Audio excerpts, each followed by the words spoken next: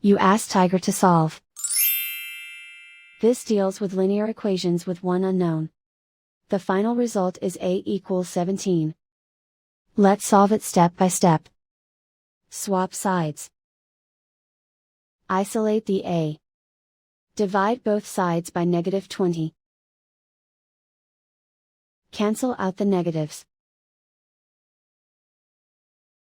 Simplify the fraction. Cancel out the negatives. Find the greatest common factor of the numerator and denominator. Factor out and cancel the greatest common factor. And so the final result is a equals 17.